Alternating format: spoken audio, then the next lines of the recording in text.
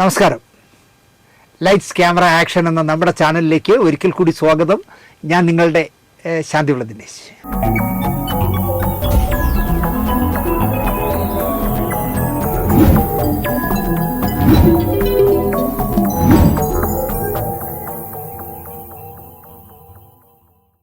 ഈ സിനിമാക്കാരെന്ന് പറഞ്ഞാൽ അന്ധവിശ്വാസികളാണ്.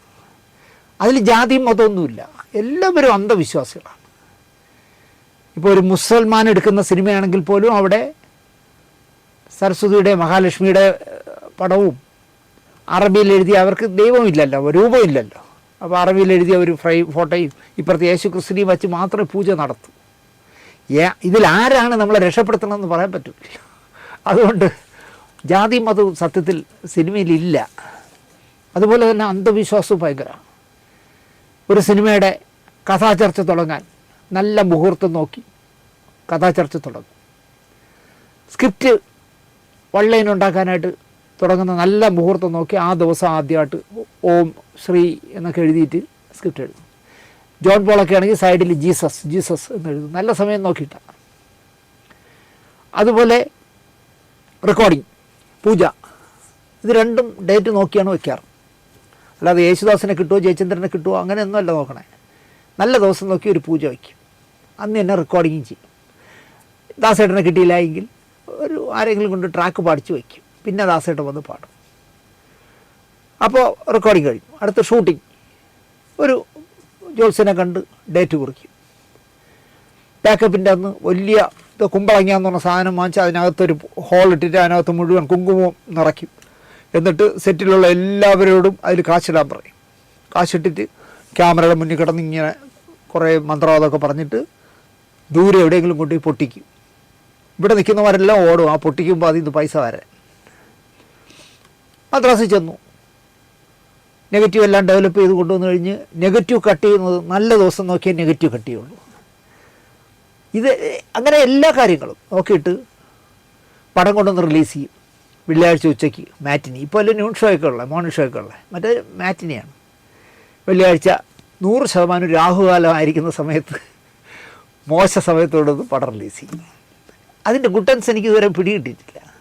അതുപോലെ തന്നെ അനങ്ങുകയാണെങ്കിൽ, ഇപ്പോൾ ഇവിടെ മലയാളത്തിലാണെങ്കിൽ ഇപ്പോഴത്തെ ചില താരങ്ങളാണെങ്കിൽ കൂടെ അഭിനയിക്കുന്നവരുടെ ജാതകം ഒക്കെ നോക്കി അവർ നമ്മളോട് അഭിനയിച്ചാൽ നമ്മളെ പടം ഓടുമെന്നൊക്കെ നോക്കി പലരെയും കരയിച്ചിട്ടുണ്ട്. കാരണം വേഷം ഫിക്സ് ചെയ്ത ശേഷം നായകമെന്ന് പറയും, അവർ പറ്റില്ല, എൻ്റെ നാളുമായിട്ട് അവർ 3-ാം നാളാണ്, അവർ ഈ സിനിമയിൽ അഭിനയിച്ചാൽ നമ്മളെ പടത്തിന് ദോഷം ചെയ്യുമെന്നൊക്കെ പറഞ്ഞ് പല നടികളെയും നടന്മാരെയൊക്കെ മാറ്റിയിട്ട് പടം റിലീസ് ചെയ്ത് 7 നിലയിൽ പൊട്ടും.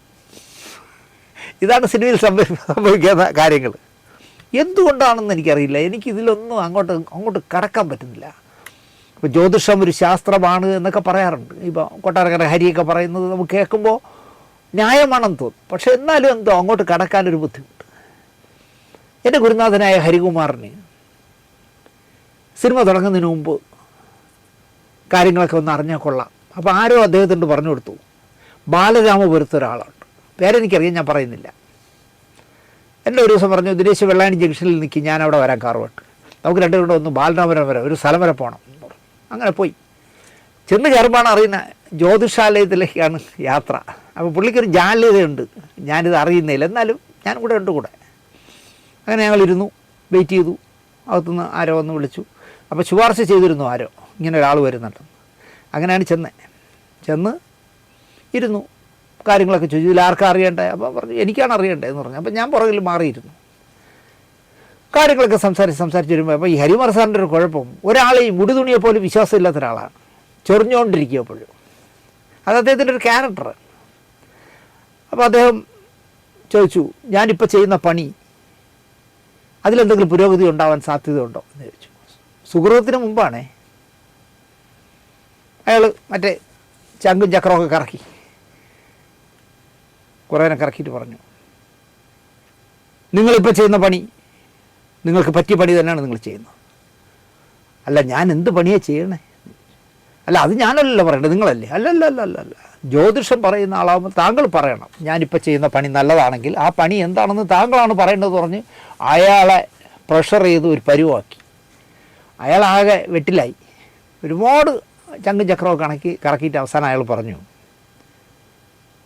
നിങ്ങൾ ഇരുമ്പ് കൊണ്ടുള്ളൊരു പണിയാണ് ചെയ്യുന്നത്, അത് വലിയ വിജയമാവും നിങ്ങൾക്കെന്ന് പറഞ്ഞു. എനിക്ക് ചിരി വന്നിട്ട് ഇരുമ്പ് പണി, ആലപ്പണി ചെയ്യുമ്പോൾ കൊല്ലപ്പണി ചെയ്യുന്ന ജോലി എന്നുള്ള രീതിയിലാണ് പറയണത്. സ്വർണ്ണപ്പണി എന്ന് പറഞ്ഞെങ്കിലും കുഴപ്പമില്ലായിരുന്നു.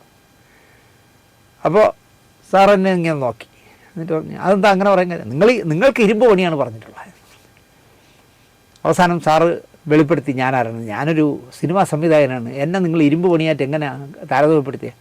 അതിനെന്താ, അയാൾ അപ്പോൾ അതിൽ വീണു കേട്ടോ. അയാൾ ചാടി പറയാണ്, അതിനെന്താ, നിങ്ങളുടെ സിനിമയിലെ ലൈറ്റ് ഇരുമ്പിലല്ലേ വെച്ചിരിക്കുന്നത്, സ്റ്റാൻഡിൽ, നിങ്ങളുടെ ക്യാമറ വയ്ക്കുന്നത് ഇരുമ്പ് സ്റ്റാൻഡിലല്ലേ, ഇരുമ്പില്ലാതെ എന്ത് പണിയുണ്ട് നിങ്ങൾക്ക്.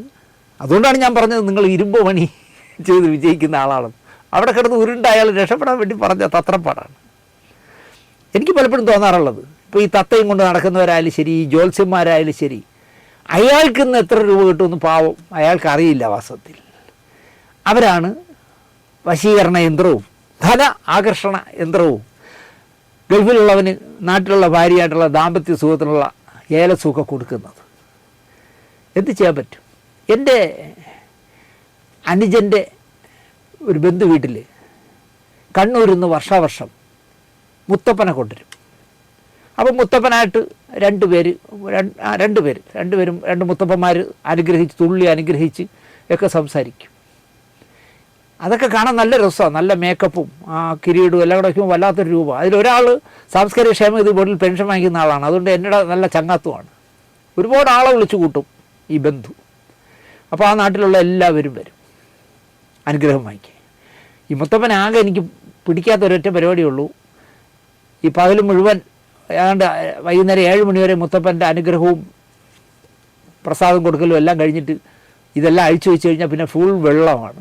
മദ്യപിക്കും അവർ, മുത്തപ്പൻ മദ്യപിക്കും എന്നാണ് പറഞ്ഞത്. എനിക്ക് വെള്ളം അടിക്കുന്ന ദൈവമുള്ളതിനൊന്നും എനിക്ക് പൊരുത്തപ്പെടാൻ പറ്റുന്നില്ല. അതുമാത്രമേ ഉള്ളൂ എനിക്ക് പൊരുത്തപ്പെടാൻ പറ്റാത്തത്. അപ്പോൾ ഒരിക്കൽ മുത്തപ്പൻ വന്നപ്പോൾ എൻ്റെ അനുജൻ്റെ മകൾ ചോദിച്ചു, 10ാം ക്ലാസ്സിലുള്ള പരീക്ഷ എഴുതിയിരിക്കുക, എഴുതാൻ പോവുകയാണ്. അവൾ മുത്തപ്പൻ്റെ അടുത്ത് പോയി നിന്നിട്ട് ചോദിച്ചു, മുത്തപ്പ ഞാൻ 10ൽ പരീക്ഷ എഴുതാൻ പോവുകയാണ്. ആ ആയിക്കോട്ടെ, അല്ല ഞാൻ ഇത്തവണ ജയിക്കുമോ? അപ്പോൾ മുത്തപ്പ അരിയോ എള്ളോ എന്തൊക്കെയാണ് അതൊക്കെ ഇങ്ങനെയൊക്കെ എടുത്ത് തലയിലൊക്കെ എറിഞ്ഞ് എല്ലാം കഴിഞ്ഞിട്ട് പറഞ്ഞു, പഠിച്ചാൽ ജയിക്കും. അവിടെ നിന്ന് മുഴുവൻ പേരും തല തല്ലി ചിരിച്ചു. അതിപ്പോൾ മുത്തപ്പൻ്റെ പെർമിഷൻ വേണോ പഠിച്ചാൽ ജയിക്കാൻ? ഇങ്ങനത്തെ ഒരുപാട് കോമഡികൾ നമ്മുടെ ജീവിതത്തിൽ കാണാൻ പറ്റുന്നതാണ്. ഞാൻ സൂര്യ ടി വിക്ക് വേണ്ടി നിഴൽ കണ്ണാടി എന്ന് പറഞ്ഞൊരു സീരിയൽ ചെയ്ത് മുമ്പ് ഞാൻ പറഞ്ഞിട്ടുണ്ട്. ഡോക്ടർ ജനാർദ്ദൻ്റെ തിരക്കഥയാണ്. പ്രേതവും പാമ്പും എന്താ പറയുക, പോലീസ് അന്വേഷണ ക്രൈമും ഒക്കെ ചേർന്നൊരു വല്ലാതെ തലവേദന പിടിച്ച ഒരു വർക്കായിരുന്നു. നമ്മളെ വീടൊക്കെ ഗോവിന്ദയായ വർക്കെന്ന് വേണമെങ്കിൽ പറയാം. മൂർഖം പാമ്പിനൊക്കെ ദിനേശൻ്റെ ഇല്ലായ്മ അറിയാമോ? ഈ നിഴൽക്കണ്ണാടിയിലെ ഒരു പ്രധാന കഥാപാത്രം എന്ന് പറയുന്നത് ഒരു വീണയാണ്, രുദ്രവീണ. ജനാർദ്ദൻ എഴുതിയിട്ടുണ്ട് രുദ്രവീണ. താഴത്തെ നിലയിൽ ഒരു പത്രപ്രവർത്തകനും അയാളുടെ ഭാര്യയൊക്കെയാണ് താമസിക്കുന്നത്. മേളിൽ അങ്ങനെ അധികം ഇവർ പോകാറില്ല. ഒരു 3 പേരേ ഉള്ളൂ, ഒരു കൊച്ചുകുട്ടിയും ഭാര്യയും ഭർത്താവും ഉള്ള വീട്ടിൽ. വലിയ വീടാണ്, ഒരു ഒറ്റപ്പെട്ട് നിൽക്കുന്ന ഒരു വലിയ വീട്. ചില രാത്രികളിൽ ആ മേളിലത്തെ നിലയിലെ ഹാളിൽ ഒരു നല്ല ഊഞ്ഞാലുണ്ട്. ആ ഊഞ്ഞാലിൽ പട്ടിൽ പൊതിഞ്ഞ ഒരു വീണ വെച്ചിട്ടുണ്ട്, രുദ്രവീണ. ഈ വീണ തന്നെത്താനെ വായിക്കും ആളില്ലാതെ. അപ്പോൾ മുകളിൽ വീണ വായിക്കുന്ന ആരോ വന്നിരുന്നു വീണ വായിക്കുന്ന ശബ്ദം കേൾക്കുമ്പോൾ ഭർത്താവ് വന്നിട്ടില്ല. അപ്പോൾ നായികയായ സ്ത്രീ ഓടി പടിക്കെട്ടി കയറി മുകളിൽ ചെല്ലുമ്പോൾ അവർ കാണുന്ന കാഴ്ച വീണ നന്നായിട്ട് ആ ഊഞ്ഞാലിരുന്ന് വായിക്കുകയാണ്, ആളില്ല. അതുപോലെ ചില ദിവസങ്ങളിലാണെങ്കിൽ നല്ല സെറ്റും കൊണ്ടൊക്കെ കൊടുത്ത ഒരു സ്ത്രീ ഇരുന്ന് വായിക്കും, തലയില്ല. ഇങ്ങനെയൊക്കെയാണ് എഴുതി വെച്ചിരുന്നത്. എഴുതാൻ എളുപ്പമാണല്ലോ, ഒരു വരി എഴുതി വെച്ചാൽ പോരെ. ഞാൻ പെട്ട പാട് ഗ്രീൻ മാറ്റിലൊക്കെ ഷൂട്ട് ചെയ്ത് പിണ്ട വന്നതാണ്. അപ്പോൾ രുദ്രവീണ വേണം. അപ്പോൾ കേരളത്തിൽ എനിക്കറിയാവുന്ന ആർട്ട് ഡയറക്ടർമാരെ മുഴുവൻ വിളിച്ചു ചോദിച്ചു രുദ്രവീണ കിട്ടാൻ വഴിയുണ്ടോയെന്ന്. തിരുവനന്തപുരത്തെ വീണക്കടകൾ അല്ലെങ്കിൽ എന്താ പറയുക, മ്യൂസിക്കിന് വേണ്ടപ്പെട്ട സാധനം ഇതെല്ലാം വിൽക്കുന്ന സാധനങ്ങളെല്ലാം വിൽക്കുന്ന കടകളിൽ പോയി ആർക്കും രുദ്രവീണ കണ്ടിട്ട് പോലുമില്ല. അങ്ങനെ നമ്മുടെ കലാസംവിധായകൻ സത്യനന്ദിക്കാടിൻ്റെ ഒരു കാലത്തെ സ്ഥിരം കലാസംവിധായകനായിരുന്ന പ്രേമേന്ദ്രൻ പറഞ്ഞു, ബാംഗ്ലൂരിൽ ഒരാളുടെ കയ്യിൽ ഒരു രുദ്രവീണയുണ്ട്, വേണമെങ്കിൽ വാങ്ങിത്തരാം. ഞാൻ പറഞ്ഞു അന്വേഷിക്കും പ്രേമ, ഞാൻ വാങ്ങിച്ചോളാം. പ്രേമ അന്വേഷിച്ചിട്ട് പറഞ്ഞു ബാംഗ്ലൂരിൽ നിന്ന് ഒരാൾ കൊണ്ടുതരും, 40,000 രൂപ വില. വന്നു പോകുന്നതിന് അയാൾക്ക് ഒരു ടിപ്പ് പോലെ എന്തെങ്കിലും കൊടുക്കണം. ഞാൻ പറഞ്ഞു ഒരു കുഴപ്പമില്ല, ഒരു 5,000 രൂപ ആണെങ്കിലും കൊടുക്കാം, അത് കൊണ്ടുവരാൻ പറ, ഷൂട്ടിംഗ് മുടങ്ങില്ലെങ്കിൽ. അങ്ങനെ ഒരു സുപ്രഭാതത്തിൽ ഒരു ദിവസം രാവിലെ രുദ്രവീണ എത്തി. രുദ്രവീണ എത്തിയപ്പോൾ ഞാൻ ഞെട്ടിപ്പോയി. ആകെപ്പാടെ ഇത്രയേ ഉള്ളൂ രുദ്രവീണ. രാവണൻ മടിയിൽ വെച്ച് വായിക്കുന്ന വീണയാണ്. അദ്ദേഹത്തിന് സന്തോഷം വരുമ്പോഴൊക്കെ മടിയിലെടുത്ത് വെച്ചിട്ടാണ് വായിക്കുന്നത്, അല്ല ഇങ്ങനെ നീളത്തിൽ വച്ചിട്ടൊന്നുമല്ല. ഇത് നമുക്ക് വിഷ്വലിൽ കാണിക്കാൻ പറ്റില്ല, കാരണം ഇത് ഊഞ്ഞാലിൽ ഇങ്ങനെ ആടിക്കൊണ്ടിരിക്കുന്ന ഊഞ്ഞാലിലിരുന്ന് ഈ വീണ വായിച്ചാലൊന്നും ഫ്രെയിമിൽ വരില്ല. വലിയ വീണയാണെന്നാണ് കരുതി ഈ രുദ്രവീണ. ആകെ ചർച്ചയായി, വല്ലാത്ത അവസ്ഥയായി. അവസാനം ജനാർദ്ദനൻ പറഞ്ഞു എന്നാൽ ഒരു വീണയായാലും മതി. അപ്പോൾ ഷൂട്ട് തുടങ്ങിയാൽ തീരുന്നവർ ഈ കഥാപാത്രമുണ്ട് വീണ. അങ്ങനെ വേറൊരു വീണ വാങ്ങി, വലിയ വീണ വാങ്ങി. ഈ രുദ്രവീണ ഞാൻ എൻ്റെ സ്വകാര്യമായി വെച്ചു. അപ്പോൾ അതിൽ പ്രേമം പറയുന്നത് അതിൻ്റെ ആ കമ്പികൾ പോകുന്നതിൻ്റെ അടിയിലൊക്കെ ആനക്കൊമ്പിലാണ് ചെയ്തിരിക്കുന്നത് പറയുന്നത് ഉള്ളതാണെന്നൊന്നും എനിക്കറിയില്ല. ചിലയിടത്തെല്ലാം പൊട്ടിപ്പോയിട്ടുണ്ട്, ചിലയിടത്തെല്ലാം പൊളിഞ്ഞു പോയിട്ടുണ്ട് ഒക്കെ ഉണ്ടെങ്കിലും വർഷങ്ങളുടെ പഴക്കം വരും. സത്യത്തിൽ ഞാൻ വിചാരിച്ചത് ഇത് മോഹൻലാലിന് കൊടുത്ത് പറ്റിക്കാവുന്നതാണ്. ഒരു 1,00,000 രൂപ എന്നാൽ തന്നേക്കാന്ന് പറഞ്ഞാൽ ചിലപ്പോൾ അദ്ദേഹം വാങ്ങിക്കും. അദ്ദേഹം ഈ ഹാൻഡിക് സാധനങ്ങളെല്ലാം വാങ്ങുന്ന ആളാണ്. എന്തായാലും ഞാൻ കൊടുത്തില്ല, ഞാൻ വീട്ടിൽ വെച്ചു.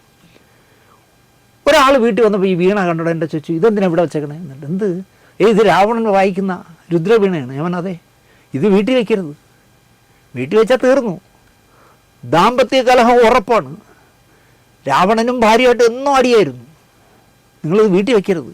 ഞാൻ പിന്നെ വേറെ എവിടെയെങ്കിലും കൊണ്ടുവയ്ക്കുക എന്നൊക്കെ പറഞ്ഞു. കഴിഞ്ഞ 8-10 വർഷമായിട്ട് എൻ്റെ വീട്ടിൽ ഇരിക്കുന്നു, ഒരു ദാമ്പത്യ കലഹവും ഞങ്ങളുടെ വീട്ടിലുണ്ടായിട്ടില്ല.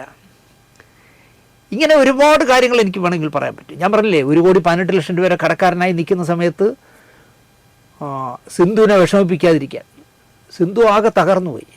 അപ്പോൾ അവളുടെ കണ്ണ് നിറയാതിരിക്കാൻ അവൾ പറയുന്ന ഏത് വേഷം കെട്ടലിനും ഞാൻ തയ്യാറായ കുറച്ച് കാലം ഉണ്ടായിരുന്നു. നമ്മുടെ നടൻ നിർമ്മാതാവായ ദിനേശ് പണിക്കർ ഒരു ദിവസം സ്റ്റുഡിയോ വന്നപ്പോൾ സിന്ധു എൻ്റെ കടവും പ്രശ്നങ്ങളും ഒക്കെ പറഞ്ഞപ്പോൾ പണിക്കർ പറഞ്ഞു ദിനേശ് കേൾക്കുന്നൊന്നുമില്ല, പക്ഷേ സിന്ധു നിർബന്ധിച്ചിട്ട് ഒരു പ്രൊഫസറുടെ പേര് പറഞ്ഞു, ഞാൻ പേര് മറന്നു, ഈ അടുത്ത കാലത്ത് മരിച്ചു അദ്ദേഹമാണ് ഭീമ ജുവലറിയുടെ ജെം കൺസൾട്ടൻറ്റ്, കല്ലുകളുടെ വജ്രം വൈഡൂര്യം ഇതിൻ്റെയൊക്കെ കൺസൾട്ടൻ്റാണ്. അദ്ദേഹത്തെ പോയി കാണണം. പൈപ്പും കൂടിലാണ് താമസം. അദ്ദേഹം ഒരു ഫലം ഉണ്ടാക്കി തരും. ദിനേശ് സിന്ധു, എനിക്ക് കാറ് പോലും ഇല്ലാതെ ഓട്ടോറിക്ഷയിൽ യാത്ര ചെയ്ത് നടന്നവനാണ് ഞാൻ. എല്ലാം പോയില്ലേ എൻ്റെ സിനിമാ പിടുത്തത്തിൽ. ഞാൻ അതിൽ നിന്ന് ഇപ്പോൾ കര കയറുന്നത് അദ്ദേഹത്തെ പോയി കണ്ട് 2 കല്ലിട്ടതിലാണ്, മോതിരം ഇട്ടതിലാണ്. സിന്ധു തന്നെയും വിളിച്ചുകൊണ്ട് അവിടെ പോയി. മനസ്സോടെ ആണെങ്കിലും അവളെ വേദനിപ്പിക്കാൻ പാടില്ലല്ലോ. ഞാൻ പോയി അവിടെ ചെന്ന് അദ്ദേഹത്തെ കണ്ടു. ഭയങ്കര ക്യൂ ഒക്കെയാണ്. അവിടെ ഇരുന്ന് VIP ആയിട്ടല്ലേ ചെന്നേക്കട്ടെ. കണ്ട് അദ്ദേഹം എഴുതി തന്നു, ഇതുകൊണ്ടൊന്ന് ഭീമ ജ്വല്ലറി കൊടുത്തപ്പോഴാണ് അറിയുന്നത് 3 മോതിരം ഇടണം. എല്ലാം ഒരു ഗോലി പോലെ ഇത്രയുള്ള മോതിരമാണ് ഇടഞ്ഞ്. ഇതെങ്ങനെ ഇട്ടുകൊണ്ട് കിടക്കുന്നേ. എന്നിട്ടും ഒരു വിധമൊക്കെ അഡ്ജസ്റ്റ് ചെയ്തൊക്കെ അത് വാങ്ങിച്ച് കയ്യിലിട്ട് 5-6 ദിവസം കഴിഞ്ഞപ്പോൾ എനിക്ക് ആർക്കോ കൊടുക്കാൻ 10 പൈസ കയ്യില്ലാതെ ഇരിക്കുമ്പോൾ ഈ കല്ലുകളെ ഊരി മാറ്റിയിട്ട് ആ മോതിരത്തിനെയൊക്കെ പണയം വെച്ച് വിറ്റു. ദിനേശ് പണിക്കർ പറഞ്ഞത് ഫലിച്ചില്ല.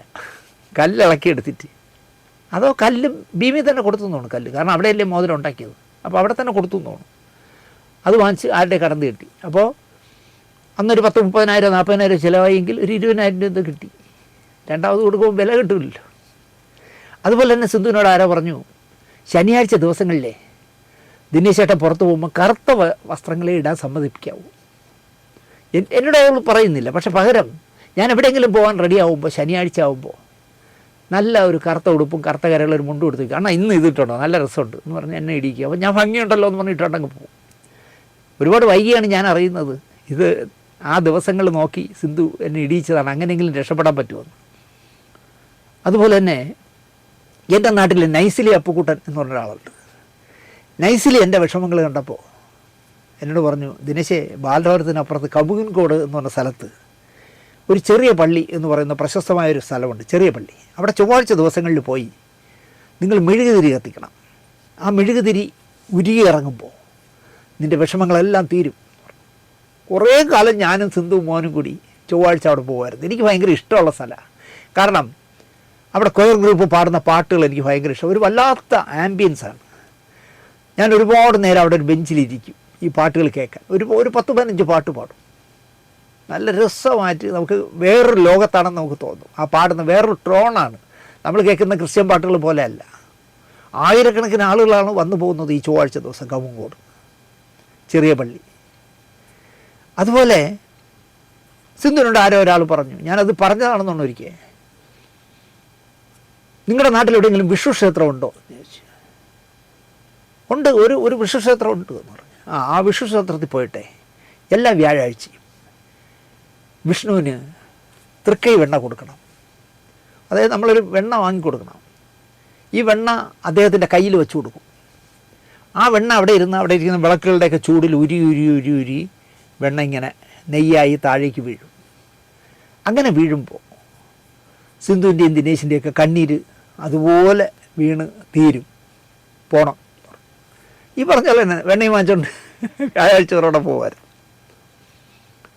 ഒരു ദിവസം ചെന്നപ്പോഴാണ് അറിയുന്നത് ആ അമ്പലത്തിൻ്റെ സെക്രട്ടറി എന്ന് പറയുന്നത് എന്നെ പഠിപ്പിച്ചിട്ടുള്ള അധ്യാപകനാണ്. അദ്ദേഹം ഒരു കണ്ടക്ടറാണ്, ട്രാൻസ്പോർട്ട്. അദ്ദേഹം എന്നെ കണ്ടപ്പോൾ ഭയങ്കര ഹാപ്പിയായി. അവിടെ എങ്ങും കാണാത്ത ഒരാളെ കണ്ടല്ലോ, ദൂരെ ഒരു സ്ഥലത്താണ്, എൻ്റെ വീട്ടിൽ നിന്നൊരു 4-5 കിലോമീറ്റർ പോകണം. എന്നെ കണ്ടപ്പോൾ പുള്ളിക്ക് ഭയങ്കര സന്തോഷം. എന്ത് ചെയ്യുന്നു കാര്യങ്ങളൊക്കെ പറഞ്ഞു. അദ്ദേഹം തന്നെ എന്നെ വിളിച്ചുകൊണ്ട് ആ അമ്പലത്തിലെ വിഷ്ണു ഭഗവാനെ പൂജിക്കുന്ന പൂജാരിയെ പരിചയപ്പെടുത്തി. ഇതെൻ്റെ ശിഷ്യനാണ്, ഞാൻ ഒരു 3, 8, 9, 10 ക്ലാസ്സുകളിൽ ട്യൂഷൻ എടുത്ത ആളാണെന്നൊക്കെ പറഞ്ഞു. അന്ന് വിശ്വഭാരതി എന്ന് പറഞ്ഞ പ്രശസ്തമായ ഒരു ട്യൂട്ടർ കോളേജ് ഞങ്ങളുടെ നാട്ടിലുണ്ടായിരുന്നു. അവിടുത്തെ അധ്യാപകനായിരുന്നു അദ്ദേഹം. അപ്പോൾ അദ്ദേഹം എന്നെ ഇങ്ങനെ പരിചയപ്പെടുത്തി വിട്ടതുകൊണ്ട് പൂജാരിയും ഒരു പ്രത്യേക കൺസെഷനിലെടുത്തു. സംസാരത്തിനിടയിൽ പൂജാരി എന്നോട് പറഞ്ഞു, എനിക്കും സിനിമയുമായൊരു ബന്ധമുണ്ട്. എന്നിട്ട് എങ്ങനെ? അദ്ദേഹം ഒരു നടിയുടെ പേര് പറഞ്ഞു. എൻ്റെ സീരിയലിലൊക്കെ അഭിനയിച്ചൊരു നടിയാണ്. ആ നടിയുടെ പേര് പറഞ്ഞു. എൻ്റെ ബന്ധുവാണ്. ഞാൻ ആയിക്കോട്ടെ. സത്യം പറഞ്ഞാൽ ഞാൻ അതിന് ശേഷം അദ്ദേഹം അങ്ങനെ പറഞ്ഞതിന് ശേഷം വിഷ്ണു ഭഗവാൻ ഇങ്ങനെ നോക്കി നിൽക്കുമ്പോൾ എൻ്റെ സെറ്റിൽ അഭിനയിക്കാൻ വന്ന ആ നടിയാണ് എൻ്റെ മുന്നിലേക്ക് വരുന്നത്. ശ്രീകൃഷ്ണനല്ല, വിഷ്ണു അല്ല. അവരെ പറ്റി കുറേ കഥകൾ ഞാൻ കേട്ടിട്ടുണ്ട്. ആ കഥകളാണ് ഓർമ്മ വരുന്നത്. അതുകൊണ്ട് അവിടെ നിന്നിട്ട് ഒരു പൂജയും അല്ലെങ്കിൽ പ്രാർത്ഥനയും നടത്തിയിട്ട് കാര്യമില്ല. മനസ്സ് മുഴുവൻ ആ നടിയുടെ മനസ്സിലേക്കായിപ്പോയി. ഇങ്ങനെ ജ്യോതിഷവുമായിട്ട് ഭക്തിയുമായിട്ടൊക്കെ ഒരുപാട് എനിക്ക് പറയാനുള്ള അനുഭവങ്ങളുണ്ട്. എൻ്റെ സുഹൃത്താണ് ഗ്രീൻ TV സുനിൽ പരമേശ്വരൻ എന്നറിഞ്ഞിരുന്ന SP സുനിൽ എന്നറിയപ്പെടുന്ന, ഇപ്പോൾ കാന്തള്ളൂർ സ്വാമി എന്നറിയപ്പെടുന്ന, യൂട്യൂബിലും വാട്സാപ്പിലും ഫേസ്ബുക്കിലുമൊക്കെ ഒരുപാട് വിവാദങ്ങളുണ്ടാക്കുന്ന അഭിമുഖങ്ങളൊക്കെ വരുന്ന, ഒരു ദിവസം കൊണ്ട് തന്നെ ഒരു മാന്ത്രിക നോവൽ എഴുതാൻ പുല്ലുപോലെ എഴുതിത്തരും. സുനിലെ, ഇന്ന് ഉച്ചയ്ക്ക് എനിക്ക് ട്രെയിനിൽ മദ്രാസ് മെയിലിൽ പോകണേ, അതിന് മുമ്പ് ഒരു നോവൽ എഴുതിത്തരാൻ പറഞ്ഞാൽ ഉച്ചയ്ക്ക് മുമ്പ് എഴുതിത്തരും. അത്രയും വാഗ്ദേവതയുടെ അല്ലെങ്കിൽ സരസ്വതി ദേവിയുടെ കടാക്ഷം കിട്ടിയ ആളാണ് SP സുനിൽ അല്ലെങ്കിൽ സുനിൽ പരമേശ്വരൻ. ഞാൻ അദ്ദേഹത്തെ പറ്റി ഒരു പ്രോഗ്രാം ചെയ്തിരുന്നു, നിങ്ങൾ കണ്ടിരിക്കും. എൻ്റെ വീട് വിൽക്കാൻ പറ്റാത്തതിൻ്റെ ഒരു പ്രശ്നമൊക്കെ പറഞ്ഞിട്ട്. ഈ എന്താ പറയുക, ലൈറ്റ്സ് ക്യാമറ ആക്ഷനിൽ ഞാൻ ചെയ്ത 700-നടുത്തെന്തോ സ്റ്റോറികളായി. ആ സ്റ്റോറികളിൽ ഒരു 10 എണ്ണം മാറ്റി നിർത്തിയോ, ട്രെൻഡ് സെറ്ററായ 10 എണ്ണം മാറ്റി നിർത്തി. അതിലൊന്ന് ഈ സുനിലിനെ കുറിച്ച് ഞാൻ ചെയ്ത പ്രോഗ്രാമാണ്. വർഷങ്ങൾ കഴിഞ്ഞിട്ടും ആ പ്രോഗ്രാം കാണാൻ ആളുണ്ടെന്ന് മാത്രമല്ല, അവർ കണ്ടു എന്ന് ഞാൻ അറിയുന്നത്, ഞാൻ അതിശയോക്തിയോടെ പറയല്ല, ദിവസം ഒരു 10 പേരെങ്കിലും എന്നെ വിളിക്കും. സാറിൻ്റെ ചാനലിൽ ആ കാന്തള്ളൂർ സ്വാമിയെക്കുറിച്ചുള്ള എപ്പിസോഡ് കണ്ടു, നല്ല പ്രോഗ്രാമാണ് സാർ. ഞാൻ ആയിക്കോട്ടെ സാറേ, ഞാൻ വിളിച്ചതേ അദ്ദേഹത്തിൻ്റെ നമ്പർ ഒന്ന് തരുമോ? ഞാൻ SMS ചെയ്ത് തരാം അല്ലെങ്കിൽ വാട്സാപ്പിൽ ഇട്ട് തരാമെന്ന് പറഞ്ഞ് കൃത്യമായിട്ട് ഞാൻ ഇട്ട് കൊടുക്കും. ഇടാൻ അല്പം വൈകി അപ്പം എന്നെ തിരിച്ചു വിളിക്കും, സാറേ ഇതുവരെ ആ നമ്പർ വന്നില്ല എന്ന് പറയും. അങ്ങനെ ഞാൻ ഇട്ട് കൊടുക്കും. ദിവസവും സുനിലിൻ്റെ അല്ല, സുനിൽ സ്വാമിയുടെ നമ്പറിനായാണ് കുറേ പേര് വിളിക്കുന്നത്. ചിലർ ചോദിക്കും കാന്തള്ളൂർ സ്വാമിയുടെ നമ്പർ തരുമോ എന്നായിരിക്കും ചോദിക്കുന്നത്. ഞാൻ കൊടുക്കും. അടുത്തിടെ ഒരു സ്ത്രീ എൻ്റെ നിന്ന് കാന്തള്ളൂർ സ്വാമിയുടെ നമ്പർ വാങ്ങിച്ചു. അവർ വിളിച്ചു, പക്ഷേ എന്തുകൊണ്ടോ അദ്ദേഹം ഫോൺ എടുക്കുന്നില്ല. ആവശ്യക്കാരന് ഔചിത്യമില്ല എന്ന് പറയുന്നത് പോലെ അവരൊരുപാട് പ്രാവശ്യം വിളിച്ചിട്ടും അയാൾ ഫോൺ എടുത്തില്ല. വൈകുന്നേരം വരെ ചെയ്തിട്ടും ഫോൺ എടുക്കാത്തതുകൊണ്ട് അവർക്ക് ഭയങ്കര നിരാശയായി. അപ്പോഴവർ വീണ്ടും എന്നെ വിളിച്ചു. ഫോൺ എടുത്തുള്ള എന്താ പറയാണ്, ഫോൺ എടുക്കാത്തവൻ്റെ നമ്പർ മേലെ തരരുത് കേട്ടോ, എനിക്കെന്നല്ല ആർക്കും കൊടുക്കരുത്, ഫോൺ എടുക്കണവൻ്റെ നമ്പർ കൊടുക്കണം. ഞാൻ പറഞ്ഞു, അയാൾക്ക് എന്തെങ്കിലും തിരക്കായിരിക്കാം, ഫോൺ വീട്ടിൽ വെച്ച് മറന്നു പോയിരിക്കാം. അതൊക്കെ നമ്മൾ മനസ്സിലാക്കുക. അതൊന്നും അങ്ങനെയൊന്നുമല്ല, ഇത് മനഃപൂർവ്വം എടുക്കാത്തതാണ്. അതുപോലെ ആ സ്ത്രീ ഭയങ്കരമായിട്ട് ഷൗട്ട് ചെയ്തു, അവരുടെ വേദന കൊണ്ടാണ്. അതുപോലെ നമ്മളിൽ പലരും ഇടയ്ക്കിടെ നമ്പർ മാറ്റും. സിനിമാക്കാരാണെങ്കിൽ ഒരു മാസം പോലും കഷ്ടിച്ച് നമ്പർ വയ്ക്കില്ല. എല്ലാവരും അറിഞ്ഞു എന്ന് പറയുമ്പോൾ ആ നമ്പരങ്ങ് മാറ്റിക്കളയും. സത്യം പറഞ്ഞാൽ ആദ്യമായിട്ട് ഞാനൊരു മൊബൈൽ എന്നെടുത്തോ അന്നുള്ള നമ്പറാണ് ഇന്ന് ഞാൻ സൂക്ഷിക്കുന്നത്. കള്ളമൊക്കെ ഉള്ളവരാണെന്നേ നമ്പരൊക്കെ പല നമ്പറുകളെടുത്ത് മാറ്റുന്നത്. ഇങ്ങനെ സുനിൽ നമ്പർ മാറ്റിയതറിയാതെ ഞാനൊരു നമ്പർ എൻ്റെ ഫോണിൽ നിന്ന് എടുത്ത് ഒരു നമ്പർ ഒരാൾക്ക് കൊടുത്തു. ആ നമ്പർ ഇപ്പോൾ ഒരു ബേക്കറിക്കാരൻ്റെതാണ്, ഒരു ബേക്കറി ഉടമയുടെയാണ്. വിളിച്ചവരോട് അയാൾ താണ് വീണ് പറഞ്ഞു, ദയവായി ഈ നമ്പർ ആർക്കും കൊടുക്കരുതെന്ന് ഈ നമ്പർ തന്ന സാറിനോട് ഒന്ന് പറയൂ പ്ലീസ്. കാരണം അങ്ങേർക്ക് കച്ചവടം നടത്താൻ പറ്റുന്നില്ല. ഞാൻ ഈ കൊടുക്കുന്ന ഒരു ബേക്കറിയിൽ ദിവസവും ഇങ്ങനെ 10 പേര് വിളിച്ച് കാന്തോള സ്വാമി ഉണ്ടോ, SP സുനിലുണ്ടോ എന്ന് ചോദിച്ചാൽ അയാൾക്ക് ദേഷ്യം വരെയുണ്ട്. അയാൾ കാലെ പിടിച്ച് പറയണം ഈ നമ്പർ ഇനി കൊടുക്കല്ലേ എന്ന് പറഞ്ഞു. ഞാൻ അപ്പം തന്നെ അത് മാച്ചു, വേറൊരു നമ്പർ കൊടുത്തു. അതൊരു പെൺകുട്ടിയുടേതായിരുന്നു. ഈ നമ്പറിൽ ഇനി ആ സ്വാമിയെ തേടി നിങ്ങൾ ആരെങ്കിലും വിളിച്ചാൽ നമ്പർ തന്നവനെയും വിളിച്ചവനെയും ഞാൻ സൈബർ പോലീസ് സ്റ്റേഷനിൽ കയറ്റുമെന്നാണ് ആ പെൺകുട്ടി പറഞ്ഞത്. ഈ വിളിച്ച ആൾ എന്നെ ഉടൻ വിളിക്കും, സാറേ എന്ത് സാറേ കാണിച്ചത്, ഒരു പെണ്ണിൻ്റെ നമ്പറാണെന്ന്. അവൾ പറയാണ്, സാറിനെയും എന്നെയും സൈബർ പോലീസ് സ്റ്റേഷനിൽ കയറ്റുമെന്ന് പറയുന്നത്. ഈ സുനിലിങ്ങനെ നമ്പർ മാറ്റിക്കൊണ്ടിരുന്നാൽ നമുക്ക് എന്ത് ചെയ്യാൻ പറ്റുമെന്നേ. എന്നാലും എന്നോട് നമ്പർ തേടുന്നവർക്ക് ഞാൻ കൊടുക്കും. കാരണം ഒരു ആശയത്തൊക്കെ അല്ലേ നമ്മളെ വിളിക്കണേ. നമ്മുടെ ചാനൽ വന്ന ശേഷം യാതൊരു അതിശയോക്തിയും ഇല്ലാതെ ഞാൻ പറയുകയാണ്, ഈ സുനിലിൻ്റെ സ്റ്റോറി ചെയ്ത ശേഷം ഏറ്റവും കുറഞ്ഞത് ഞാനൊരു 1000 പേർക്കെങ്കിലും ഈ നമ്പർ കൊടുത്തിട്ടുണ്ട്. അത് സുനിൽ എന്നെ കാണുമ്പോഴൊക്കെ പറയും ചെയ്യും, ദിനേശ് പറഞ്ഞു എന്ന് പറഞ്ഞ് ഇങ്ങനെ വിളിച്ചിരുന്നു എന്നൊക്കെ. ഞാനിപ്പോൾ ആലോചിക്കുന്നത് എൻ്റെ ഗൂഗിൾ പേയിൽ ഒരു 100 രൂപ ഇട്ടാൽ മാത്രമേ നിങ്ങൾക്കിനി കാന്തളൂർ സ്വാമിയുടെ നമ്പർ തരൂ എന്ന് പറഞ്ഞാൽ സത്യം പറഞ്ഞാൽ ഒരു പണിയും എടുക്കാതെ എനിക്ക് ജീവിക്കാൻ തോന്നും. കാരണം ദിവസം ഒരു 10 പേര് വിളിച്ചാൽ 1000 രൂപയായില്ല. 1000 രൂപയാണെങ്കിൽ എനിക്കും സിന്ധുവിന് സുഭിക്ഷമായിട്ട് ജീവിക്കാമല്ലോ. SP സുനിൽ എന്ന സുനിൽ പരമേശ്വരൻ എന്നും എൻ്റെ നല്ല സുഹൃത്താണ്. നല്ല എന്ന് വേണമെങ്കിൽ വെട്ടിക്കളയാം, എൻ്റെ സുഹൃത്താണ്. മദ്രാസിൽ ഡയറക്ടേഴ്സ് കോളനിയിലേക്ക് തിരിയുന്നിടത്ത് എഡിറ്റർ G മുരളിയുടെ എഡിറ്റർ റൂമിൽ വെച്ചാണ് ആദ്യമായിട്ട് ഞാൻ സുനിലിനെ പരിചയപ്പെട്ടത്. അവിടെ അധിക നാൾ സുനിൽ നിന്നില്ല. ഈ പണി നമുക്ക് പറ്റിയതെല്ലാം തോന്നിയപ്പം തിരിച്ചു പോന്നു. പിന്നെ സുനിൽ പല പല മേഖലകളിലൂടെ കടന്നുപോയി. നാടകക്കാരനായി, നാടക രചയിതാവായി, പിന്നെ നോവൽ എഴുത്തുകാരനായി, പിന്നെ സിനിമാ തിരക്കഥാകൃത്തായി, പിന്നെ വലിയ മുതലാളിയായി, പിന്നെ ഒന്നും അല്ലാതായി. കൂടപ്പിറപ്പുകളും ഭാര്യയും മക്കളും ഒന്നും ഇല്ലാത്തവനായി. പിന്നെ സുനിലിൽ നിന്നും മന്ത്രദീക്ഷ സ്വീകരിച്ച കാന്തളൂർ സ്വാമിയായി.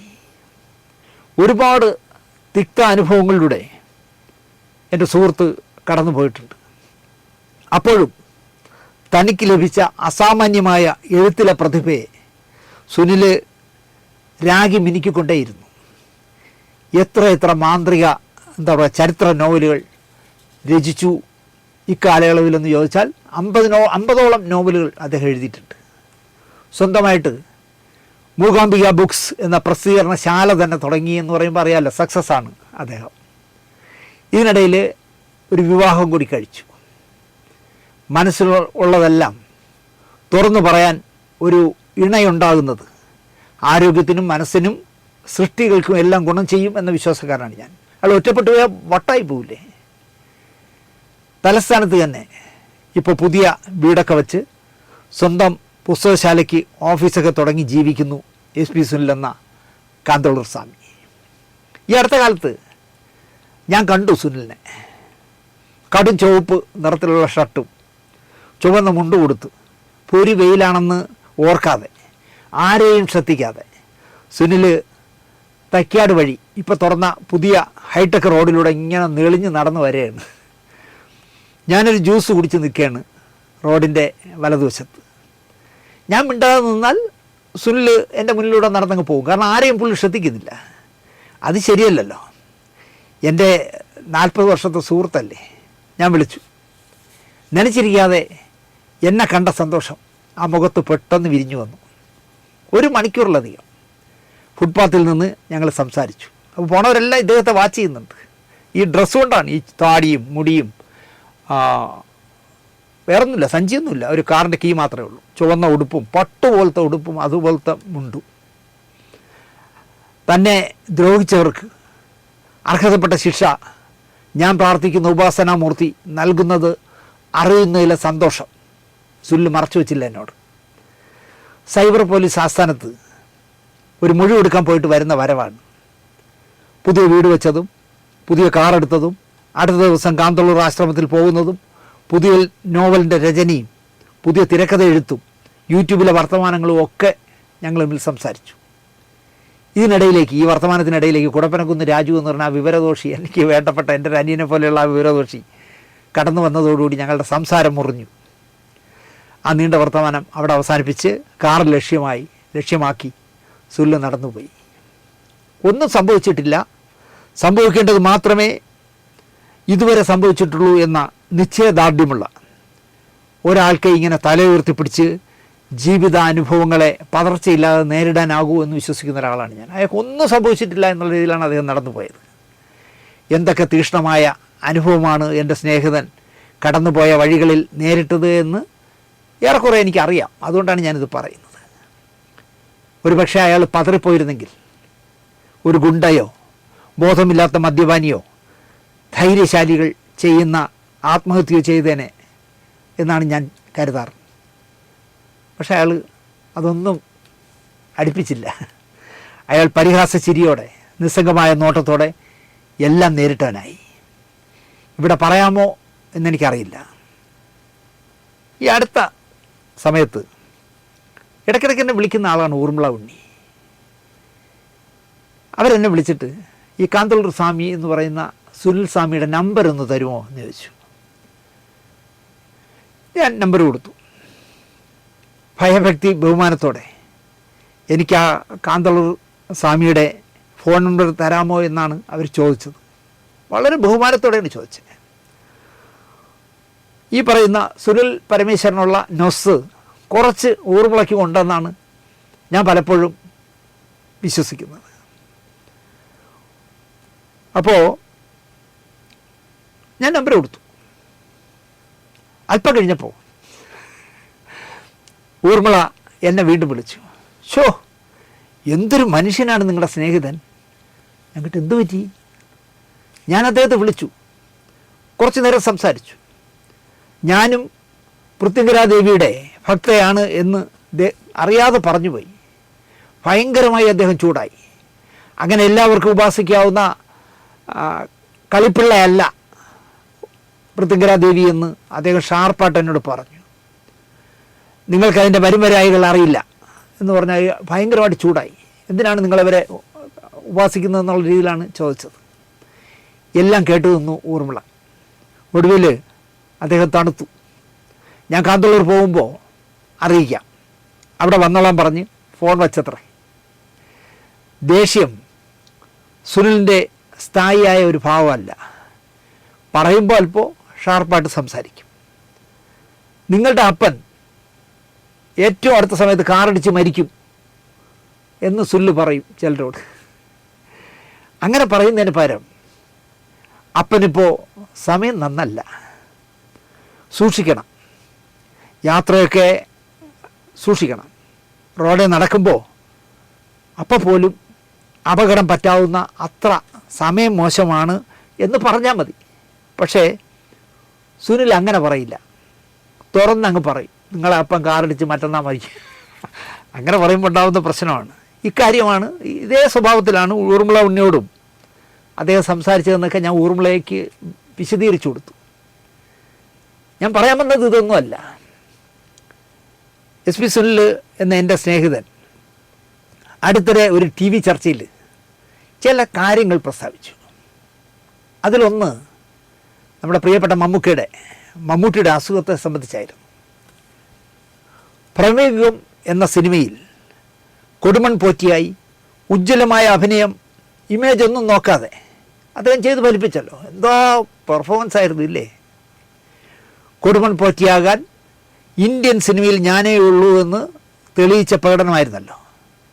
അതിന് ഏറ്റവും നല്ല ഉദാഹരണം എന്ത് എന്ന് എന്നോട് ചോദിച്ചാൽ, തിയേറ്ററിൽ പ്രമേഹം കണ്ടുകൊണ്ടിരിക്കുമ്പോൾ ചില സീനുകളിലെ ഈ കൊടുമൺ പോറ്റിയുടെ വന്യമായ ഒരു ചിരിയുണ്ടല്ലോ പടത്തിൽ, അദ്ദേഹം അങ്ങനെ ചിരിക്കുമ്പോൾ അടുത്തിരിക്കുന്ന സിന്ധു പതുക്കെ എൻ്റെ കയ്യിൽ ഇങ്ങനെ ഞെക്കും, പേടിച്ചിട്ട് ഒരു പ്രൊട്ടക്ഷന് വേണ്ടി ഞെക്കുന്നതാണ്.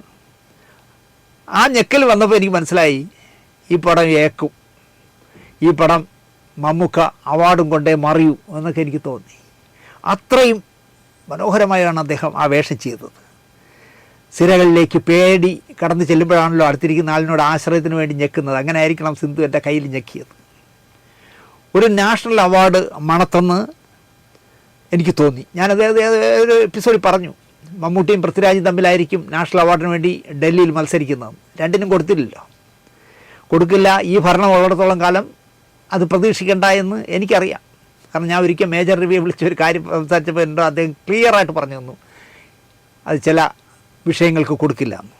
അതുപോട്ടെ, കൊടുമൺ പോറ്റിയായതാണ് മമ്മൂട്ടിക്കിപ്പോൾ രോഗം വരാൻ കാരണമെന്ന് ഒരു അഭിമുഖത്തിൽ SP സുനിൽ വെച്ച് കാച്ചി. പോട്ടെ, അത് അദ്ദേഹത്തിന് തോന്നിയതാണ്, അദ്ദേഹം പറഞ്ഞതെന്ന് വയ്ക്കാം. സംസാരത്തിനിടയിൽ സുനിൽ ഒരാൾക്കൊരു നല്ല പണി കൊടുത്തു. ഇങ്ങനെ അദ്ദേഹം അസുഖബാധിതനാവാൻ സാധ്യതയുണ്ട് എന്ന് SP സുനിലിൻ്റെയും എൻ്റെയും മമ്മൂട്ടിയുടെ അനുജൻ ഇബ്രാഹിം കുട്ടിയുടെയും സുഹൃത്തായ ഒരാളോട് ഞാൻ നേരത്തെ തന്നെ പറഞ്ഞിരുന്നു എന്നുകൂടി ആ അഭിമുഖത്തിൽ വെച്ച് കാച്ചി. വല്ല കാര്യമുണ്ടെന്ന് നിങ്ങൾ ആലോചിച്ചു. ചില സീക്വൻസുകൾ അഭിനയിക്കുമ്പോൾ ശ്രദ്ധിക്കേണ്ടിയിരുന്നു എന്നാണ് SP സുനിലിൻ്റെ പക്ഷം. ശരിക്കും ആ സുഹൃത്ത് പെട്ടു. കാരണം ഇബ്രാഹിം കുട്ടി ഇനി കാണുമ്പോൾ ചോദിക്കില്ലേ, എന്നാലും നിങ്ങൾ ഈ വിവരം, എൻ്റെ ചേട്ടൻ്റെ രോഗവിവരത്തെ പറ്റി ഇങ്ങനെ ഒരാൾ പറഞ്ഞു തന്നിരുന്നു, നിങ്ങൾ എന്നോട് പറഞ്ഞില്ലെന്ന് ചോദിച്ചാൽ എൻ്റെ ആ സുഹൃത്തിന് എന്ത് മറുപടി പറയാൻ പറ്റുമേ? സുനിൽ പറയുന്നത്, മാടൻ പുലി എന്ന ഒരു സിനിമയെക്കുറിച്ച് മോഹൻലാലിനോട് സംസാരിക്കാൻ പോയാൽ അദ്ദേഹം സമ്മതിക്കില്ല എന്നാണ് SP സുനിൽ പറയുന്നത്. കാരണം മാടൻ പുലി ചെയ്താൽ എന്തൊക്കെ സംഭവിക്കുമെന്ന് മോഹൻലാലിന് അറിയാം എന്നാണ് SP സുനിൽ പറയുന്നത്. അദ്ദേഹത്തിന് പഴയ ചില അനുഭവങ്ങളുണ്ട് എന്നും സുനിൽ പറയുന്നു. അതെന്താണെന്ന് പക്ഷേ സുനിൽ പറയുന്നില്ല. ഇവിടെ വേണമെങ്കിൽ ഞാൻ രസകരമായ വേറൊരു കഥ പറയാം.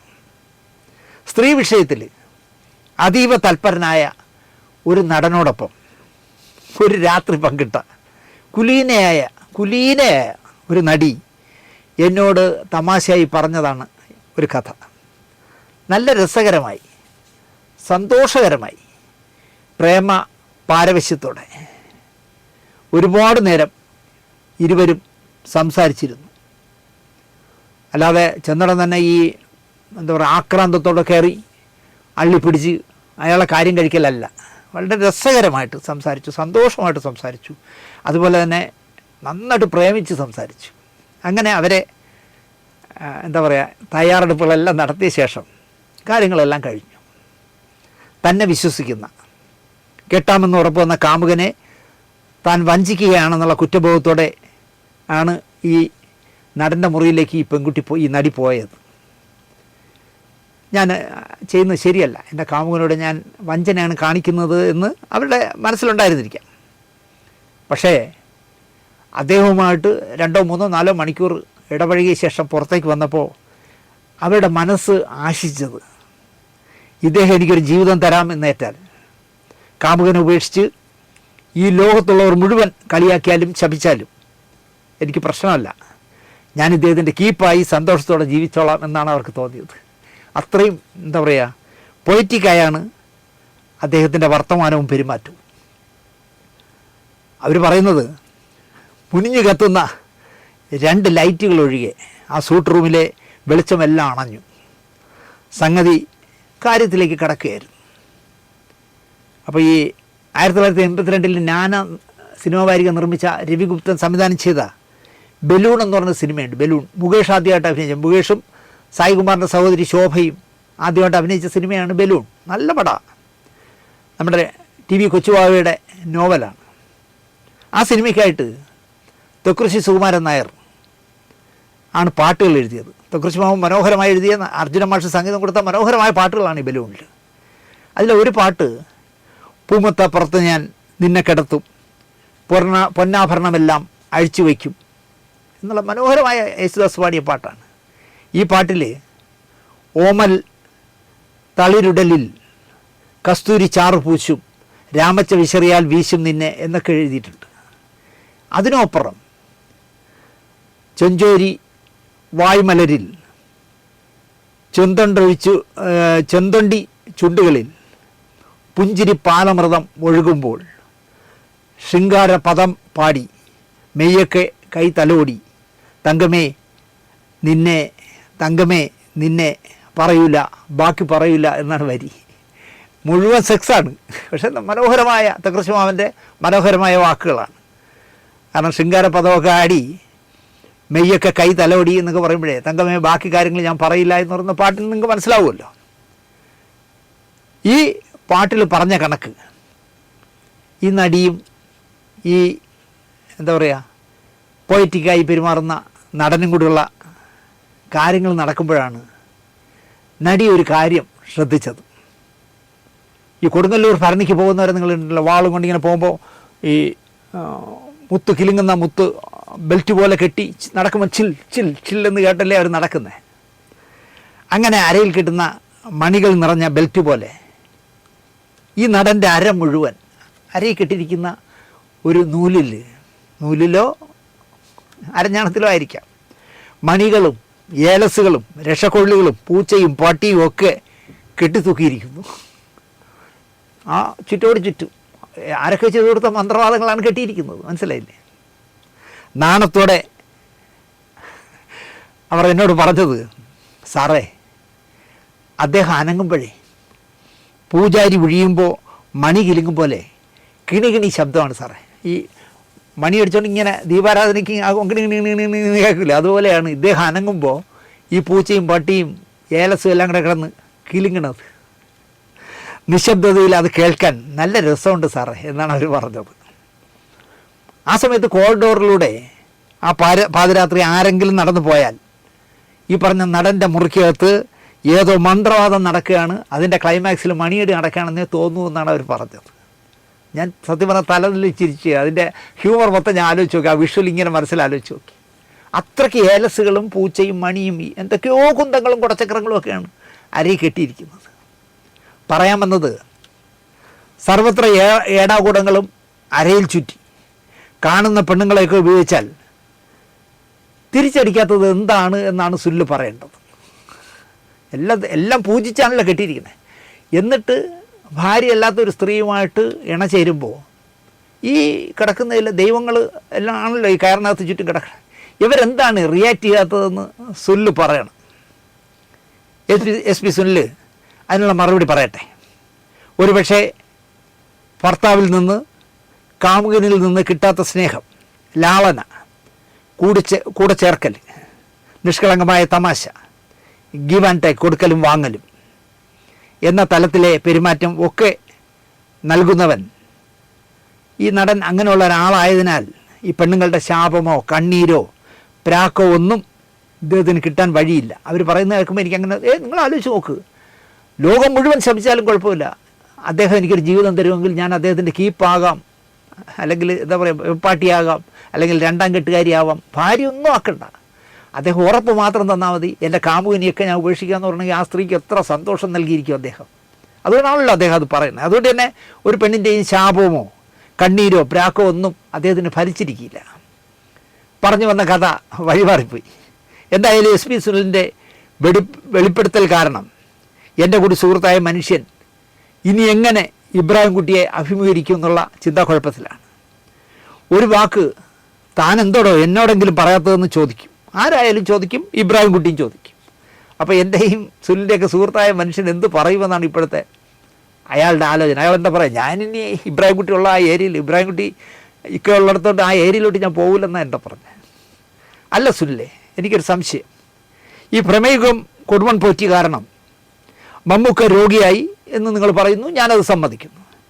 ഇപ്പോൾ അദ്ദേഹം പൂർണ്ണമായും ടെസ്റ്റുകളിലെല്ലാം നെഗറ്റീവായി, അസുഖമെല്ലാം പൂർണ്ണമായും ഭേദമായി. അദ്ദേഹം വീണ്ടും സിനിമയിൽ സജീവമാകാൻ പോവുകയാണ്. അത് സുല്ലും അറിഞ്ഞിരിക്കുമെന്നാണ് എൻ്റെ വിശ്വാസം. അപ്പോൾ നിങ്ങൾ പറഞ്ഞ പ്രമേഹത്തിൻ്റെ ദോഷമൊക്കെ ആധുനിക ചികിത്സയിലൂടെ, മമ്മൂക്കയുടെ വിൽ പവറിലൂടെ മാറിയിരിക്കുന്നു. അതെങ്ങനെ സംഭവിച്ചത്? അതിനും സുല്ല് മറുപടി പറയണം. എങ്ങനെ അദ്ദേഹം രോഗങ്ങളിൽ നിന്നെല്ലാം മുക്തനായി, അത് നിങ്ങൾ പറയണം. അത് പറയണ്ടേ? പ്രമേഹത്തിൽ ദോഷം എങ്ങനെ മാറി എന്നുള്ള അതും കൂടെ സുല്ലിൽ നിന്ന് കേൾക്കണം. അദ്ദേഹം വർഷങ്ങളായിട്ട് 5 നേരം നിസ്കരിക്കുന്നവനാണ്. ഈ പറഞ്ഞ പൂച്ചതലയൊന്നും അരയിൽ കെട്ടണമെന്ന് വിശ്വസിക്കുന്ന ആളുമല്ല. അപ്പോൾ എങ്ങനെ ഇങ്ങനെ സംഭവിച്ചു എന്ന് സുല്ല് പറയണം. അത് പറ, ഉറപ്പായിട്ട് ഞാനത് കാത്തിരിക്കും സുല്ല് പറയുമെന്ന്.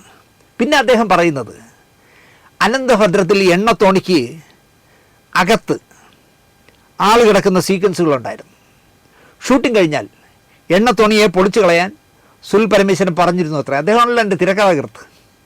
കാരണം ആരെങ്കിലും ആ എണ്ണത്തോണി എടുത്ത് വിറ്റാൽ അല്ലെങ്കിൽ തമാശയ്ക്ക് വീട്ടിൽ കൊണ്ടുവച്ചാൽ രോഗ ദുരിതങ്ങളായി വീട്ടിൽ കിടന്നു പോകും എന്നാണ് അദ്ദേഹം പറയുന്നത്. മണിയമ്പിള്ള രാജു ആയിരുന്നല്ലോ അനന്തഭദ്രത്തിൻ്റെ നിർമ്മാതാക്കളിൽ പ്രധാനി. പക്ഷേ അദ്ദേഹം അത് നശിപ്പിച്ചില്ല. അദ്ദേഹം അത് മോഹൻലാലിന് കൊടുത്തു. മോഹൻലാലിന് ഇടയ്ക്ക് എന്തൊക്കെയോ ചെറിയ പ്രശ്നങ്ങളൊക്കെ വന്നതാണ്. ആയുർവേദ ട്രീറ്റ്മെൻറ്റൊക്കെ നടത്തി നടുവേദനയും പ്രശ്നങ്ങളൊക്കെ ഉണ്ടായിരുന്നു. അതൊക്കെ മാറി. ഇനിയിപ്പോൾ സുല്ല് പറയുമോ എന്ന് എനിക്കറിയില്ല. ആ എണ്ണത്തോണി വാങ്ങിച്ചു വെച്ചതുകൊണ്ടാണ് മോഹൻലാലിന് നടുവേദന വന്നു എന്ന് പറയുമെന്ന് എനിക്കറിയില്ല. ഞാൻ സുല്ലിൻ്റെ അറിവിലേക്കൊരു കാര്യം പറയുകയാണ്. ബംഗ്ലാവിൽ അവധിയിൽ 3ാമത്തെ സീൻ കഴിഞ്ഞാൽ ഒരു മൊബൈൽ മോർച്ചറി വരും. അകത്ത് കിടക്കുന്നയാൾ വിചാരിച്ചാൽ തുറക്കുകയും അടയുകയും ചെയ്യുന്ന മോർച്ചറി. സിനിമ തീരും വരെ ഈ മോർച്ചറി ഉണ്ട്. ലാൽ ചെയ്ത അവത അതിലാണ് കിടക്കുന്നത്. കിടന്ന് ബോറടിക്കുമ്പോൾ അവത എണീറ്റിരിക്കും. അപ്പോൾ വാതിൽ മുകളിലേക്ക് തുറക്കും. അദ്ദേഹത്തിന് വീണ്ടും കിടക്കാമെന്ന് തോന്നുമ്പോൾ അദ്ദേഹം കിടക്കുമ്പോൾ വാതിലടയും. അങ്ങനെയുള്ള ഒരു മോർച്ചറിയാണ് ഉണ്ടാക്കിയത്. പ്രശസ്ത കലാസംവിധായകൻ മുത്തുരാജ് ഡിസൈൻ ചെയ്ത് ബാംഗ്ലൂരിൽ അക്കാലത്ത് 40,000 രൂപ ചിലവിട്ടാണ് ഫൈബറിൽ ഈ മോർച്ചറി ഉണ്ടാക്കിയത്. കാരണം ഓട്ടോമാറ്റിക്കായിട്ട് ആരും പിടിച്ച് തുറക്കാതെ തന്നെ തുറക്കണ്ടേ, മുകളിലേക്ക് തുറക്കണം വാതിൽ, അതുപോലെ അടയണം. മോട്ടറൊക്കെ വെച്ചാണ് ചെയ്തത്. ബാംഗ്ലൂരിൽ അതുണ്ടാക്കി ലോറിയിൽ കയറ്റി ഭരണങ്ങാനത്ത് എത്തിച്ചു. ഷൂട്ടിങ് ഭംഗിയായി കഴിഞ്ഞപ്പോൾ വണ്ടി കയറ്റി ഞാൻ തിരുവനന്തപുരത്ത് എത്തിച്ചു സ്റ്റുഡിയോയിൽ. വർഷങ്ങൾ കഴിഞ്ഞപ്പോൾ സ്ഥലം ഒരുപാട് മെനക്കെടുത്തു എന്ന് എനിക്ക് തോന്നിയപ്പോൾ, അതുപോലെ തന്നെ അത് ഒരുപാട് പഴക്കം ചെന്നു, പൊടിയൊക്കെ അടിച്ച് ഒരുപാട് അതിൻ്റെ ഭംഗിയൊക്കെ പോയി എന്ന് കണ്ടപ്പോൾ ഞാനത് എന്താ പറയുക പൊളിച്ച് കളയുകയും ചെയ്തു. അതുവരെ ഈ മോർച്ചറി എന്നോടൊപ്പം ചേർന്നിരുന്നതാണ്. അക്കാലത്ത് സുനിൽ ഈ മോർച്ചറി എൻ്റെ കൂടെ ഉണ്ട് എന്ന് അറിഞ്ഞിരുന്നെങ്കിൽ എൻ്റെ വീട് നഷ്ടമായത് ഒരു പെട്ടി കാരണമാണെന്ന് പറഞ്ഞേനെ. മാത്രമല്ല അന്ന് യൂട്യൂബും ഫേസ്ബുക്കും ടെലിഗ്രാമും ഒന്നും ഇല്ലായിരുന്നുകൊണ്ടായിരിക്കാം സുനിൽ അന്ന് ഈ കാര്യം പറയാത്തത്. ഈ മമ്മൂട്ടിയെക്കുറിച്ച് പ്രമേഹത്തെക്കുറിച്ചൊക്കെ പറഞ്ഞ ശേഷം അടുത്ത സുനിൽ പറയുന്നതാണ് ഒരു വിവരക്കേടായി എനിക്ക് തോന്നിയത്. സുനിൽ പറയുന്നത് മറ്റൊരു മഹാനായ നടനെ പറ്റിയാണ്. സാക്ഷാൽ വിനായകനെക്കുറിച്ച്, നാട്ടുകാരിൽ നിന്ന് മുഴുവൻ തള്ളക്കി വിളിയേക്കുന്ന വിനായകനെക്കുറിച്ചാണ് അടുത്ത് SP സുനിൽ പറയുന്നത്. എന്നെ അയർലൻഡിൽ നിന്നൊരു ചെറുപ്പക്കാരൻ വിളിച്ചു. അദ്ദേഹം ഒരുപാട് നേരം എന്നോട് സംസാരിച്ചു. നാട്ടിൽ വരുമ്പോൾ ഞാൻ ദിനേശ് ചേട്ടനെ കാണാൻ വരും, സിന്ധു ചേച്ചിയുടെ കയ്യിൽ നിന്ന് ഒരു ചായ വാങ്ങി കുടിക്കണം, എന്നെ കെട്ടിപ്പിടിച്ച് ഒരു ഉമ്മൻ തരണം എന്നൊക്കെ പറഞ്ഞ് ഒരുപാട് നേരം സംസാരിച്ചു. നല്ലൊരു ആരാധകനാണ്. അയർലൻഡിൽ നിന്നാണ് വിളിച്ചത്. 10 മിനിറ്റ് കഴിഞ്ഞപ്പോൾ അയർലൻഡുകാരൻ എന്നെ പിന്നെയും വിളിച്ചു. ചേട്ടാ, എനിക്കൊരു അബദ്ധം പറ്റി. ചേട്ടനെ വിളിച്ച ശേഷം ഞാനൊരാളെ വിളിച്ചു. ഞങ്ങളുടെ ആരെ? നമ്മുടെ നടൻ വിനായകനെ. ഫസ്റ്റ് പാർട്ടിയെ വിളിച്ച് മരിച്ചു പോയവരെ പറ്റി താങ്കൾ പറയുന്ന വർത്തമാനങ്ങൾ ശരിയാണോ എന്ന് ഞാൻ അദ്ദേഹത്തോട് ചോദിച്ചു. എന്നെ ഒരു വെള്ളം തെറി വിളിച്ചു ചേട്ടാ. വിനായകൻ അറഞ്ഞം പുറഞ്ഞം തെറി വിളിച്ച് കണ്ണപ്പൊടിച്ചു കളഞ്ഞു. എന്തൊരു മനുഷ്യനാണ് ചേട്ടാ അയാൾ. ഞാൻ പറഞ്ഞു, താങ്കൾക്ക് ധാരാളം സമയവും അതുപോലെ തന്നെ മോശമല്ലാത്ത കാശുമുള്ളതിനാൽ അയർലൻഡിൽ ഇരുന്നുകൊണ്ട് ഞാനടക്കമുള്ളവരെ നിങ്ങൾ വിളിക്കുന്നു, നിറയെ വാങ്ങിക്കെട്ടുന്നു, അതിന് ഞാൻ എന്താ പറയേണ്ടത് എന്ന് പറഞ്ഞ് ഞാൻ തന്നെ ഫോണും കട്ടാക്കി. വല്ല കാര്യമുണ്ടോ നിലച്ചേക്ക്? ഒരു വള്ളം തെറി. നിങ്ങളെന്തിനാണ് ഉമ്മൻചാണ്ടിയെ ഇങ്ങനെ ചീത്ത വിളിക്കുന്നത്, യേശുദാസിനെ ഇങ്ങനെ ചീത്ത വിളിക്കുന്നതൊക്കെ ചോദിച്ചപ്പോൾ ഒരു വള്ളം തെറി. വല്ല കാര്യവും അയർലൻഡുകാരനുണ്ടായിരുന്നോ? നല്ലൊരു ഞായറാഴ്ച വിനായകൻ്റെ തെറി വാങ്ങി കെട്ടാനായിരുന്നു അയാളുടെ വിധി. SP സുനിൽ പറയുന്നത് വിനായകൻ എന്ന മര്യാദരാമനെക്കുറിച്ച് വലിയ കിംവദന്തികൾ ഉയരുന്നു എന്നാണ്. ഏത് ലോകത്താ സുല്ലേ നിങ്ങൾ ജീവിക്കണേ? കിംവദന്തികളാ. റോഡിൽ കൂടെ ഒരു സാധാരണ സ്ത്രീ നടന്നു പോകുമ്പോൾ രണ്ടാമത്തെ മൂന്നാമത്തെ നിലയിൽ ഫ്ലാറ്റിൽ നിന്നുകൊണ്ട് തുണി അഴിച്ച് കാണിക്കുന്നതിന് എന്ത് കിംവദന്തി? അല്ലെങ്കിൽ യേശുദാസിനെയും അടൂർ ഗോപാലകൃഷ്ണനെയും ഉമ്മൻചാണ്ടിയൊക്കെ തള്ളയ്ക്ക് വിളിക്കുന്ന മരിച്ചുപോയ ഉമ്മൻചാണ്ടി അടക്കം തള്ളയ്ക്ക് വിളിക്കുന്ന അയാൾക്ക് എന്ത് കിംവദന്തി? നല്ല അടിയുടെ കുറവാണ് സുല്ലേ. നിങ്ങൾ പറയുന്ന പോലെയൊന്നും അല്ല. നിങ്ങൾ പറയുന്നത് ഒരുപാട് പേർ ചേർന്ന് അദ്ദേഹത്തെ ചുറ്റും നിന്ന് ആക്രമിക്കുന്നു എന്നാണ്. വിനായകൻ ഒറ്റയ്ക്ക് നിന്ന് ഇവരെയൊക്കെ നേരിടുന്നു. ഇത്രയധികം പ്രശ്നങ്ങൾ വിനായകനുണ്ടാകുന്നത് എന്തുകൊണ്ടാണ് എന്ന് SP സുനിൽ ചിന്തിച്ചു. പറഞ്ഞു വെച്ചൊക്കെ നോക്കിക്കാണും. ശാസ്ത്ര ലക്ഷണപ്രകാരം സുനിൽ നോക്കിയപ്പോൾ കാക്കകൾ കരയുന്ന ശബ്ദമാണ് സുനിലിന് കേൾക്കാൻ പറ്റുന്നത്. കാക്കകളുമായി വിനായകന് ബന്ധമുണ്ടത്രേ. അതുകൊണ്ടാണ് മറ്റ് മനുഷ്യരുമായിട്ട് വിനായകൻ കൂട്ടുകൂടാത്തത്.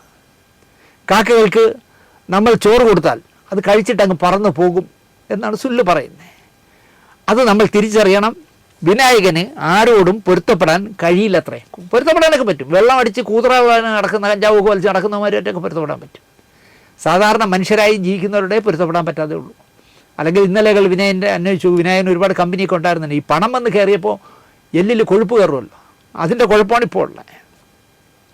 അദ്ദേഹം പ്രതികരിക്കും, ഇഷ്ടമുള്ളത് പറയും. ഇഷ്ടമുള്ളത് വീട്ടിൽ ഇരുന്ന് തന്നെത്താനെ പറഞ്ഞാൽ മതി. നാട്ടുകാരെ പറയണ്ട, നാട്ടിൽ ബഹുമാനത്തോടെ ജീവിക്കുന്നവരെയും പറയണ്ട. അപ്പോഴാണ് ഈ ഇടി വാങ്ങിക്കും ചീത്തോളി കേൾക്കണേ. ഇടി വാങ്ങിച്ചിട്ടില്ല എന്ന് തോന്നുന്നു, വാങ്ങിക്കും. ഇങ്ങനെയാണെങ്കിൽ പുറത്തിറങ്ങിയാൽ ഇടി വാങ്ങിക്കുമെന്ന് എനിക്ക് തോന്നുന്നു. വിനായകൻ എന്ന് പറയുന്ന നടൻ ക്രൂരനായ വില്ലനായൊക്കെ അവതരിപ്പിക്കുമ്പോഴും നന്മയുള്ള മനസ്സുള്ളവനാണെന്ന് SP സുനിൽ കരുതുന്നു. ഏറ്റവും അടുത്ത സമയത്ത് സുനിൽ അത് മാറ്റും. 2 പ്രാവശ്യം ഒന്ന് വിളിക്ക്, വലിച്ചോ കുടിച്ചോണ്ടൊക്കെ ഇരിക്കുമ്പോൾ ഒന്ന് വിളിക്ക്. അപ്പം നിങ്ങളുടെ ഈ അഭിപ്രായം മാറുമെന്നാണ് എൻ്റെ വിശ്വാസം. നാളെ ഉറപ്പായിട്ട് സുനിലിനെയും ചീത്ത വിളിച്ചിരിക്കുമെന്ന് വിശ്വസിക്കുന്ന ആളാണ് ഞാൻ. എത്ര ചീത്ത വിളിച്ചെന്ന് പറഞ്ഞാലും അയാൾ പറയുന്ന ചില കാര്യങ്ങൾ മാറ്റിവെച്ച് നോക്കിയാൽ അത് ശരിയാണെന്ന് തോന്നുന്നു. ഏത് ശരിയാണെന്ന്, ഏത് മാറ്റി വയ്ക്കേണ്ട ഏതാ? ഈ ചീത്ത വിളിക്കുന്നതിൽ പലതും ശരിയാണെന്ന് തോന്നുന്നത്. ഏതാ നിങ്ങൾക്ക് ശരിയെന്ന് തോന്നി അത് പറ. അത് നിങ്ങൾ പറയുന്നില്ല, അതാണ് പ്രശ്നം. വിനായകൻ എന്ന നടനെയും അദ്ദേഹം പറയുന്ന കാര്യങ്ങളെയും പൂർണ്ണമായി നമുക്ക് തള്ളിക്കളയാൻ പറ്റില്ല എന്നാണ് ഇദ്ദേഹം പറയുന്നത്. ഇപ്പോൾ വേടൻ്റെ കവിത കാലിക്കറ്റ് യൂണിവേഴ്സിറ്റിയിൽ പഠിപ്പിക്കാൻ എടുത്തതല്ലേ, വിനായകൻ്റെ തെറികളും പഠിപ്പിക്കാൻ എടുക്കാൻ പറ സുനിലെ, അതാണ് നല്ലത്. എന്നിട്ട് സുനിലൊരു വലിയ വർത്തമാനം പറയുക, സോക്രട്ടീസിനെ പോലും വിഷം കൊടുത്തു കൊന്ന ലോകമാണ് നമുക്ക് മുന്നിലുള്ളത്, അത് എന്നും ഓർക്കാനാണ് സുനിലിന് ഇഷ്ടമത്രേ എന്ന് പറഞ്ഞാണ് സുനിൽ ആ അഭിമുഖം അവസാനിപ്പിക്കുന്നത്. സുനിലെ ബ്രഹ്മയുഗത്തിനൊക്കെ നമുക്ക് വിടാം, പക്ഷേ ഈ വിനായകൻ എന്ന് പറഞ്ഞ ശുദ്ധ തെമ്മാടിയാണെന്ന് ഞാൻ പറയും. അയാൾക്ക് സമൂഹത്തോട് കമ്മിറ്റ്മെൻ്റ് ഇല്ല, ആരോടുമില്ല, പഞ്ചപുച്ഛമാണ് എല്ലാവരോടും. ഒരു മര്യാദ എന്ന് പറഞ്ഞൊരു വാക്കറിയില്ല. പിന്നെ അയാളെ സപ്പോർട്ട് ചെയ്യാൻ കുറേ എണ്ണം നടപ്പുണ്ട്. ജാതിയുടെയും മതത്തിൻ്റെയൊക്കെ പേര് പറഞ്ഞ് നടക്കുന്ന കുറേ എണ്ണം യവന് കല്ലുവാരി ഇട്ട് കൊടുക്കുന്നുണ്ട്, യവൻ എടുത്ത് എറിയുന്നുണ്ട്. ആ സ്ത്രീ പോലും അവൻ്റെ സമുദായത്തിൽ പറഞ്ഞതെന്നാണ് പറയണേ. ഒരു പാവപ്പെട്ട സ്ത്രീ വല്ല ജോലിക്കോ വല്ലതും പോയതായിരിക്കും ഫ്ലാറ്റിൻ്റെ താഴെ കൂടെ. കാള പോലെ ഈ പോത്ത് അവിടെ നിന്നുകൊണ്ട് ടവൽ അഴിച്ച് കാണിച്ചു കൊടുത്തുന്നു. അവർക്ക് നഗ്നത. അവർക്ക് നല്ല നല്ല കൈക്കരുത്തുള്ള ഏതെങ്കിലും ഒരു മോൻ ഉണ്ടായിരുന്നെങ്കിൽ അപ്പം തന്നെ മേളിൽ കയറി ഇവൻ്റെ കാലിനെ അടിച്ചു കൊടുക്കണമായിരുന്നു. എങ്കിൽ അവൻ്റെ ഈ സുനിൽ പരമേശ്വരൻ പറയുന്ന സോക്രട്ടീസ് ഒന്നും ആവാതെ തന്നെ കട്ടയുമ്പോടും മടങ്ങിയനെ. ഇത് പൈസയുടെ കൊഴുപ്പാണ് എൻ്റെ പൊന്നു സുല്ലേ. നിങ്ങൾ ഇനി എത്ര പിണങ്ങിയാലും ഞാൻ ഉള്ളതുപോലെ പറയാം. അവന് പൈസയുടെ കൊഴുപ്പ് എല്ലി കുത്തുന്നതാണ്. അതെവിടെയെങ്കിലും വെച്ചൊരു തീരും, അന്ന് ശരിയാവും. ഇതുപോലെ തെറിവിളിച്ച് എവിടെയെങ്കിലും ഒരു നല്ല കടയിൽ കയറും, അവിടെ വെച്ച് കച്ചവടം ശരിയാവും. കയ്യോ കാലിനെ ആരെങ്കിലും അടിച്ചൊടിക്കും.